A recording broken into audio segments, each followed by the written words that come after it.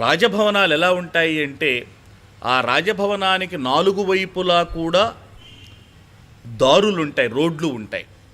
అంటే ఆ రాజభవనం ప్రజలందరూ తిరుగాడుతూ ఉంటే వాహనములు కానీ ఏవైనా సరే దాని చుట్టూనే తిరిగేటట్లుగా నిర్మించబడతాయి. వాస్తుశాస్త్రంలో చాలా గొప్ప విషయం ఇది. 4 రోడ్లు కలిగినటువంటి భవనం అంటే అది రాజభవనమే అన్నమాట. ఆ విధంగా నిర్మింపబడి జూదపు పలకలాగా అష్టాపదంగా అది ఉందిట.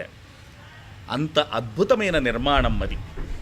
ఇంత అద్భుతంగా నిర్మించబడినటువంటి ఈ అయోధ్య నగరంలో ప్రజలు, అలాగే అక్కడ ఉన్నటువంటి సమస్తమైనటువంటి వ్యక్తులు అందరూ కూడా నియమ నిబద్ధలతో ఉన్నటువంటి వాళ్ళు. ఆ అయోధ్య నగరాన్ని పరిపాలించేటువంటి దశరథ మహారాజు తన యొక్క పూర్వీకులైనటువంటి రాజులు ఏ విధంగా పరిపాలన చేశారో ఈయన కూడా అలాగే చేశాడు. ఇతనికి ముందు ఇక్ష్వాకు రాజు, రఘుమహారాజు, దిలీప మహారాజు, హరిశ్చంద్రుడు, సగరుడు, వీళ్ళందరూ కూడా చక్రవర్తులు.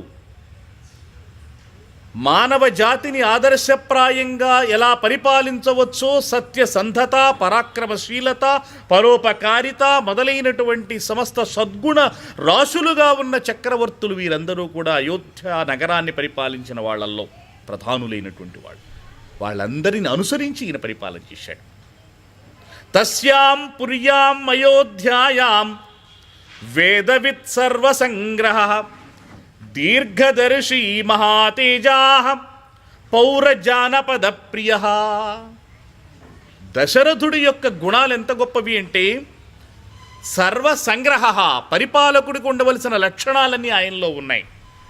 ఆయన ఎంత గొప్పవాడంటే వేదాంగములు చక్కగా చదువుకున్నవాడు. ఒక రాజు కావాలి అంటే శాస్త్రాలు చదవాలి, వేదాంగములు చదవాలి, జ్ఞానము సంపాదించాలి.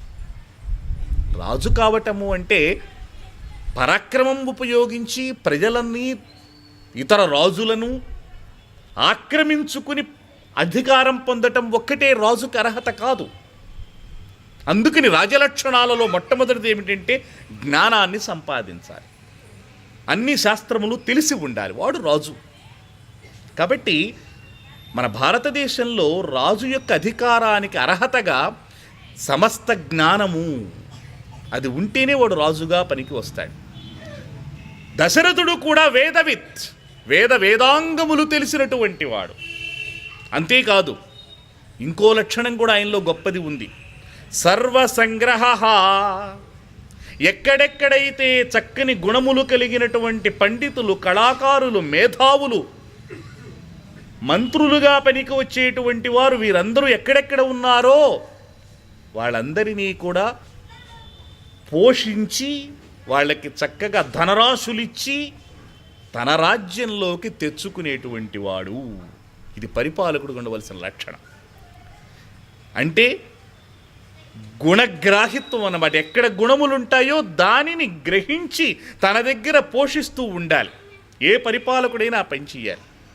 ఎవడైనా ఒక మంచి వ్యాపారవేత్త అనుకోండి, తన కంపెనీలో మంచి టాలెంట్ ఉన్న మనుషుల్ని తెచ్చిపెట్టుకుంటాడు ఉద్యోగులుగా. ఎందుకంటే వ్యాపారం వృద్ధి చెందాలి కాబట్టి. ఇది లక్షణం, పరిపాలనా లక్షణం ఇది. రాజు కూడా అంతే.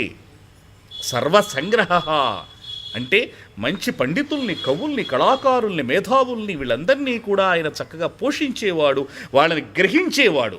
వాళ్ళని తీసుకుని వచ్చి తన రాజ్యంలో ఉద్యోగులుగా ఉంచి వాళ్ళ సేవల్ని ఉపయోగించుకునేటువంటి ఒక గొప్ప గుణగ్రహణ పారీణుడైన వాడు దశరథ మహారాజు. దీర్ఘదర్శి, భవిష్యత్తులో ఏమి జరగబోతోందో ముందే ఊహించుకుని దానికి అనుగుణంగా తన పరిపాలనలో ప్రణాళికలు వేయగలిగినటువంటి వాడు. ఆధునికంగా మనం చెబుతూ ఉంటాం ఆయనకి మంచి విజన్ ఉందిరా అని. అంటే 10 ఏళ్ల తరువాత ఈ ప్రపంచం ఏ మార్గంలో ఎటువైపు పయనిస్తుందో ముందే ఊహించి దానికి తగ్గట్టుగా ప్రణాళికలు వేయటం అన్నమాట. అది విజన్ అంటే అంటూ ఉంటాం మనం. ఆయనకి మంచి విజన్ ఉందిరా అంటూ ఉంటాం. దానినే మనకి దీర్ఘదర్శి అన్నారు. అంటే భవిష్యత్తుని కూడా ముందే ఊహించుకుని పరిపాలించటం అన్నమాట. మహాతేజా పౌరజానపద ప్రియ. ఇంకా గొప్పతనం ఏమిటి అంటే నగరవాసుల్ని, అలాగే పల్లెవాసుల్ని కూడా సమానంగా ఈయన ప్రేమించేవాడు. అంటే దశరథుడి యొక్క పరిపాలనా కాలంలో పల్లెలు ఎంత అభివృద్ధి చెందినాయో పట్టణాలు అంత అభివృద్ధి, పట్టణాలలాగానే పల్లెల్ని కూడా చక్కగా పోషించాడు, అభివృద్ధి పరిచాడు. అంత గొప్పవాడు. అంతేగాని పట్టణాలని మాత్రమే చక్కగా ఆయన పోషించాడని కాదు, పట్టణాలతో పాటు పల్లెలకు కూడా మంచి సౌభాగ్యాన్ని కల్పింపజేసిన వాడు. అందుకే పల్లెవాసులు ఆయన్ని ప్రేమించారు, పట్టణవాసులు ఆయన్ని ప్రేమించారు. సమానమైనటువంటి ప్రతిపత్తిని కల్పించినటువంటి వాడు. ఇక్ష్వాకూణామతిరథో, అతిరథుడు ఆయన. యుద్ధరంగంలో అసమర్థుడు కాదు, సమర్థుడు ఆయన. దేవతలకు కష్టాలు వచ్చినా కూడా తన సైన్యంతో వెళ్ళి దేవతలకు సహాయం చేసినంత పరాక్రమవంతుడు. అతిరథుడు, మహారథుడు మొదలైనటువంటి పేర్లు మనకి యుద్ధరంగంలో వీరులకు ఇచ్చే బిరుదులు వినిపిస్తూ ఉంటాయి మహాభారతంలో, రామాయణంలో. అతిరథుడు అంటే తాను ఎక్కిన రథాన్ని, ఆ రథానికి పూంచిన గుర్రాలను, ఆ గుర్రాలను చక్కగా నిగ్రహిస్తూ రథాన్ని నడిపే సారథిని, తన వెనకాల అనుసరించి వస్తూ ఉన్నటువంటి సైనికుల్ని, తన చుట్టూ ఉన్నటువంటి గజబలం మొదలైన వాటినిటన్నింటినీ కూడా తాను ఒక్కడే రథం మీద వెళుతూ రక్షించుకుంటూ శత్రు సైనికుల్ని తుదముట్టించేటువంటి వాడు అతిరథుడు. ఎంత కష్టం అండి ఇది! తనని మాత్రమే రక్షించుకోవటం కాదు, తన రథాన్ని, అలాగే తన సారథిని, తన గుర్రం ఒక్కటి కూడా పడిపోకూడదు, అలా రక్షించుకోవాలంటే నిరంతరము కూడా తన చుట్టూ అలా కలయజూస్తూ శత్రువులు ఎలాగైతే తన మీద బాణములు ప్రయోగిస్తున్నారో వాటిని పరిశీలిస్తూ ఏ ఒక్కడికి అవకాశం ఇవ్వకుండగా ఇంతమందిని రక్షించుకుంటూ యుద్ధం చేయగలిగినటువంటి సమర్థుడైన వీరుణ్ణి అతిరథుడు అన్నారు. అది దాదాపుగా అలా యుద్ధం చేస్తూ 11,000 మందిని తుదముట్టించగలిగిన వాడు అతిరథుడు. అతిరథ మహారథులు అంటూ ఉంటామే మనం. అది అంత గొప్పవాడైనటువంటి వీరులు రామాయణంలో, మహాభారతంలో కనిపిస్తారు మనకి. దశరథుడు అతిరథుడు, రాముడు అతిరథుడు, రావణుడు అతిరథుడు, ఇంద్రజిత్తు అతిరథుడు, అలాగే మహాభారతంలో కర్ణుడు, అర్జునుడు, వీళ్ళందరూ కూడా అతిరథులు. కాబట్టి రామాయణ మహాభారతాలలో యుద్ధ విద్యలు, యుద్ధ కళలు అత్యద్భుతంగా వర్ణింపబడ్డాయి. భారతదేశంలో ఆనాడు ఈ యుద్ధ విద్యలు ఎంత గొప్పగా ఉన్నాయో వర్ణించబడ్డాయి.